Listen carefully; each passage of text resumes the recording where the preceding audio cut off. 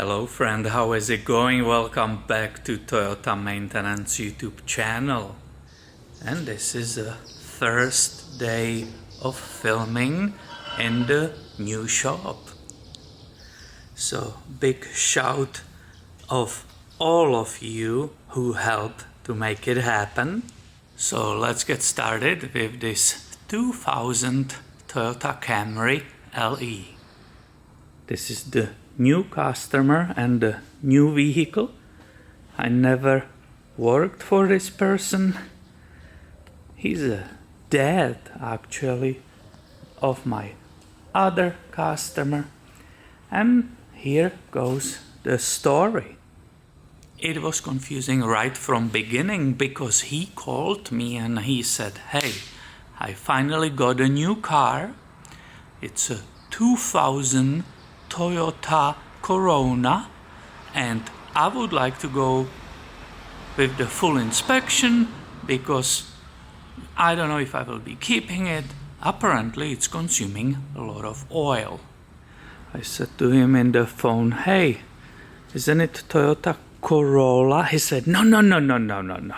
It's a Toyota Corona. This is what I got. There's a special story. I actually got it for free from my friends, and I want to make sure that the vehicle is in good shape, and if it's not, if it's consuming huge amounts of the oil, maybe I will not keep it. So please put me in the calendar and let's go with that very detailed inspection to find out what is condition of the vehicle. So outside in the parking lot, when we were talking about the car, we took a time. I explained him or showed him that it's a Camry actually. He said, "Oh, my bad. Yeah, I just made a mistake." I'm like, "No worries." So let's go look, since we are here together.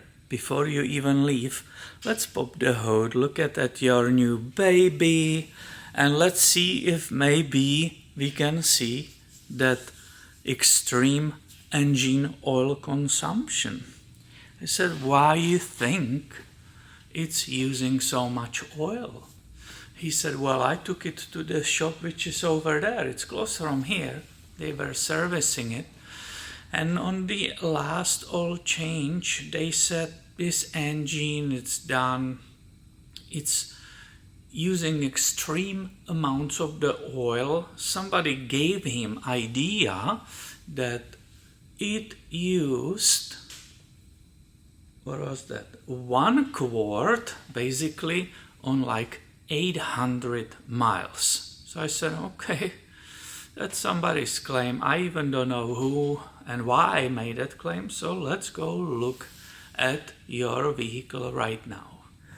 And you guys already had a hint, and you saw a little bit of this engine bay. Everything seems to be perfectly upkept.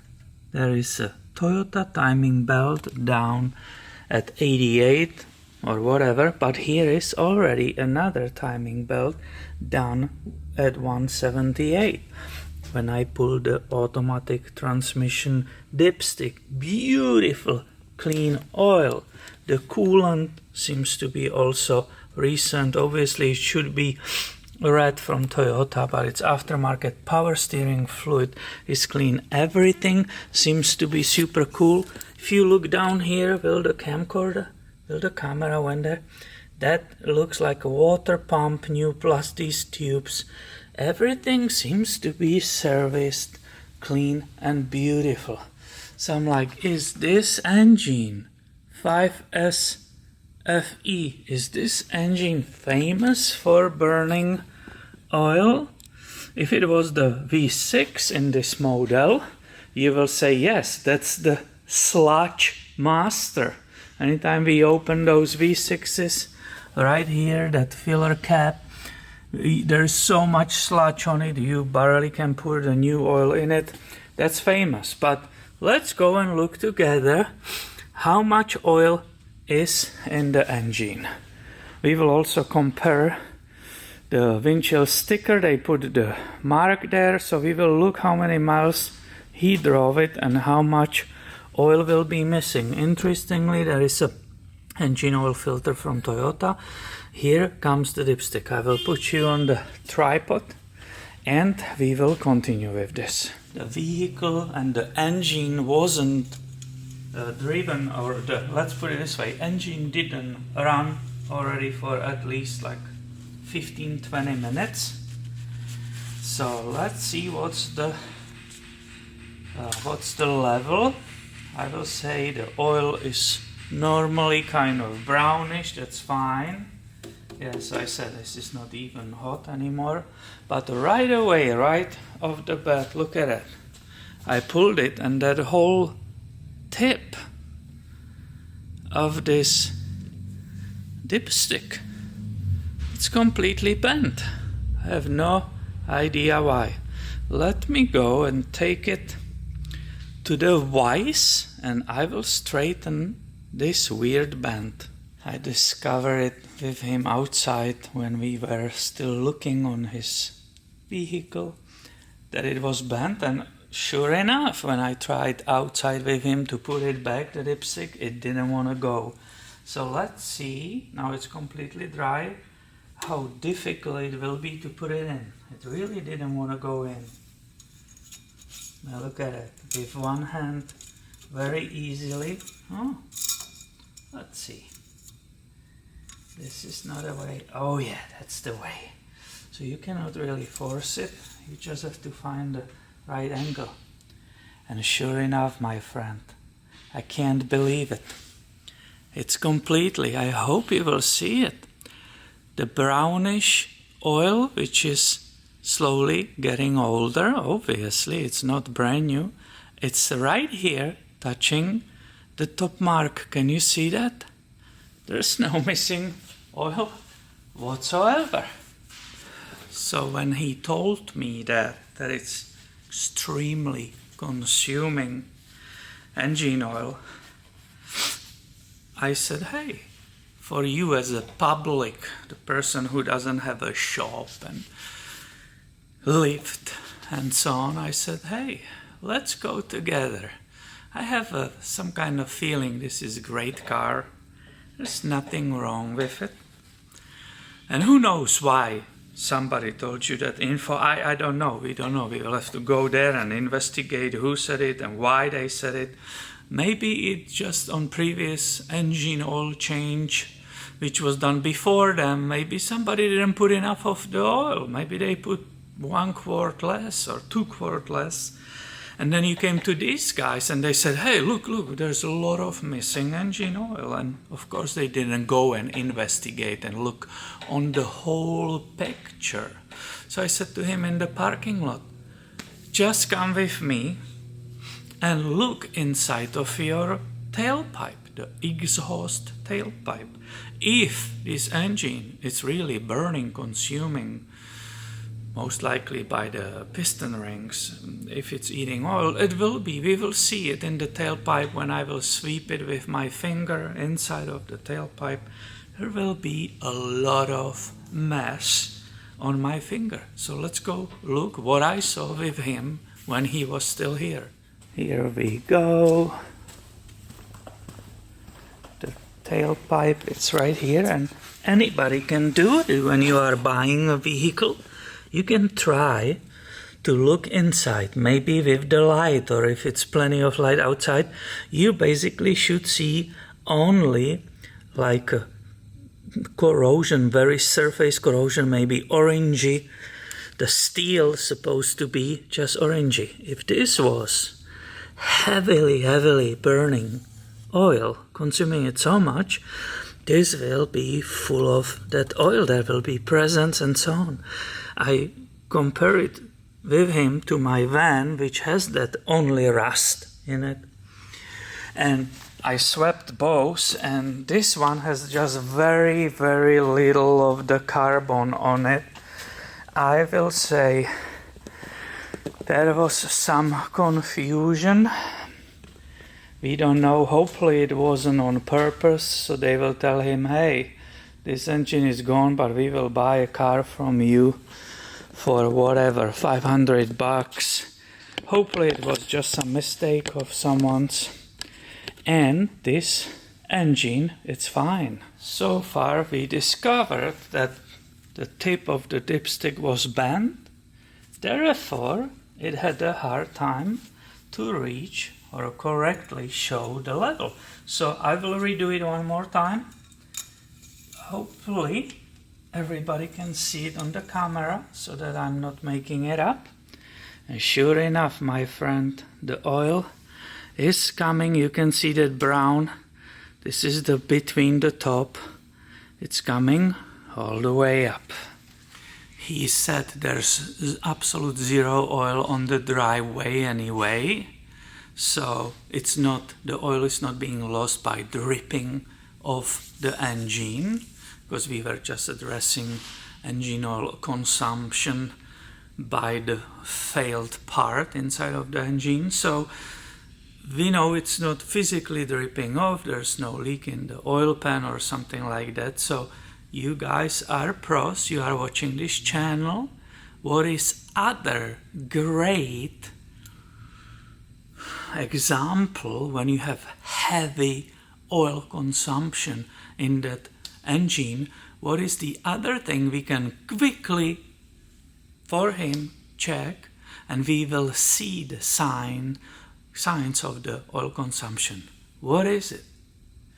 And I put you on this side of the car so you can see the engine, and whoever said that you can see it on the spark plug was right. Congratulations, you are paying attention on this channel. You guys all know I filmed for you. There is a RAV4, like 2008 RAV4 with that 4-cylinder engine, which consumes so much of oil while the engine is running that the spark plug tips, the tips are completely wrapped in the white ashes. If you have such a large consumption, you actually have a white ashes on the tips, and that builds up really quickly. So let's check the spark plug number 1 as an example of the spark plugs.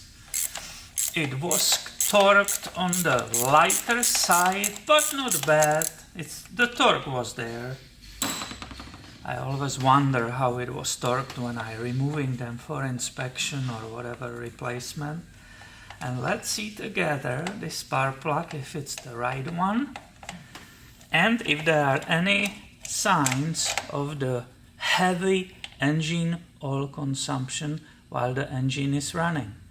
And I have it out, and I can already tell you they are not. And I already see the tips, they are totally fine. But look what we have discovered. Look at this spark plug. Look at this oil coming from this spark plug socket. So iridium power, it's a Denso IK20, but we have discovered together the valve cover gasket oil leak. And that's unfortunate. I couldn't see it on outside, which I will show you immediately. I said to the owner in the parking lot, hey, your valve cover gasket looks really good, but I'm glad we filmed this. Look how it's soaked in the oil. Just not to confuse somebody, this leak around that tube seal, that's not something when you could lose 1 quart of the oil in like 500 miles, I believe, was somebody's guesstimate. These are very small leaks. This is why I said to him, your valve cover gasket, it's perfect. And it looked right, because there's absolutely zero oil between the block and that valve cover, between the head. So we just discovered something which will go in the report for the owner. But let's go back and look on that spark plug if there are any ashes on the tip. And I'm not sure if you will see it due to the focus of the lens, but the tip has a nice gray color that's totally fine. That has nothing to do with white ashes or anything like that. We see that iridium power Denso IK20. We are all perfectionists on this channel, so the owner's manual from the glove box actually says there's supposed to be Denso PK20 TR11. And let's go to look together why it is important to follow the requirements of the manufacturer. Here is the correct PK20 TR11. Am I saying it correctly? Right here, the Denso. What's supposed to be in the vehicle? You will be surprised how different it will look. Still nothing, right? Still like, oh, well, what you are making such a big deal, Peter, of everything, huh? Just another spark plug. Aha, look at it. Don't you think this is a little bit different than the one we just got out? Look at, it's a twin tip. So definitely always try to follow manufacturer requirements and please put correct spark plugs in your engine. Few things we have learned today looking at this 2000 Camry. What you will say is the most important. Number one, I think I need a haircut. This is getting out of control and I need a haircut for these videos. Will you not agree? It's crazy. But number two, always check, always double, triple check. There was a bent dipstick which was for some reason showing there's missing already some oil, yet when we straightened the dipstick, I did multiple measures when it sits here on the perfectly level surface and it's on the top. It's on the top. He driven, comparing the sticker which is in the cabin, he already driven from that last oil change. He driven like 600 miles and the oil is perfectly on the top, so there's nothing missing. We will obviously keep eye on it, but the spark plugs don't have a white ashes. The tailpipe is clean inside. I took a light and I looked all the way inside. There's shiny metal inside, deep, like 2 feet inside part of the muffler. It's all shiny. It's not even coated by any carbon or anything. So I think this engine is totally fine. There was some mistake made and I believe this owner will enjoy this beautiful Camry for a really long time in the future. So I hope you enjoyed this video and please subscribe. I will keep filming for you a lot of new content soon. See ya.